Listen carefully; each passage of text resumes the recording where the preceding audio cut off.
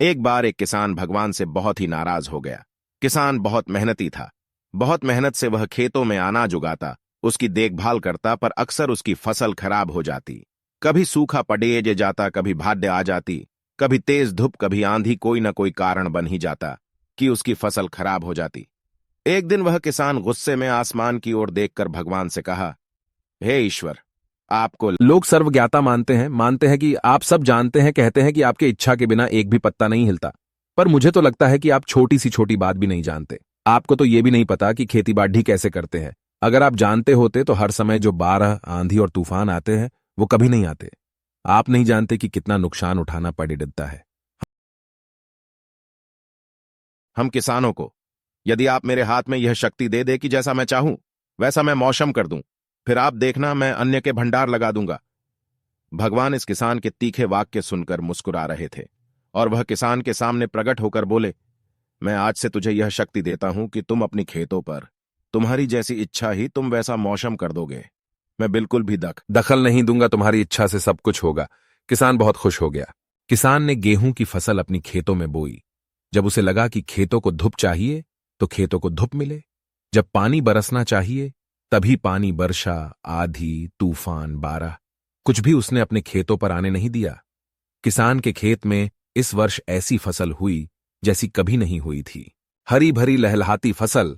मन ही मन वह बहुत खुश हो गया और सोचने लगा, अब सबूत के साथ दिखाऊंगा भगवान को कि इसे कहते हैं शक्ति का सही उपयोग। मेरी सफलता देखकर उन्हें अपनी नियम जरूर बदलने पड़ेंगे। कुछ दिन गुजरे, फसल कटने को तैयार हो गए। किसान बहुत उत्सुकता के साथ फसल को काटने लगा, पर जैसे ही उसकी नजर गेहूं की बालियों पर गया तो उसने अपना सिर पिट लिया और वह रोने चिल्लाने लगा। गेहूं की एक भी बाली के अंदर गेहूं का दाना नहीं था, सारी बालियां अंदर से खाली थीं। किसान बहुत दुखी हो गया। उसने भगवान को रोते हुए फिर पुकारा, हे प्रभु, तुमने ये मेरे साथ क्या किया? क्या तुमने मुझे कोई सजा दी? भगवान बोले, पुत्र, ये तो होना ही था। तुमने पौधों को संघर्ष करने का मौका ही कहा दिया ना, तो तुमने उन्हें डर से खोखले रह गए। जब आंधी तूफान, तेज बारिश और धूप पड़ती है, तभी ये पौधा अपने अस्तित्व को बचाने के लिए संघर्ष करते हैं। और इसी संघर्ष से एक बल पैदा होता है जिसमें शक्ति होती है, ऊर्जा होती है। और यही ऊर्जा पूर्ति तेरे गेहूं के दानों की तरह जो नहीं फूटी, तूने उन्हें कठिन परिस्थितियों से गुजरने के अस्तित्व का जन्म होता। सारे बालियां इसीलिए खाली है, इसमें एक भी गेहूं का दाना इसलिए नहीं है क्योंकि तुमने अपने पौधों को संघर्ष कराया ही नहीं। याद रखिए, स्वर्ण में सवर्णीय आभा तभी आती है जब वह आग में तपने, गलने और हथौड़े से पीटने जैसे संघर्षों से गुजरता है। कोयले का टुकड़ा हीरा तभी बनता है जब वह उच्च दाब और मुश्किल परिस्थितियों से गुजरता है। इसी तरह यदि हमारी जिंदगी में कोई संघर्ष ही ना हो, कोई चुनौती ही ना हो, तो हम भी गेहूं की बालियों की तरह खोखले रह जाएंगे। कोई अस्तित्व नहीं होगा हमारा। विपरीत परिस्थितियां, चुनौतियां, समस्याएं हमें और अधिक निखारती है।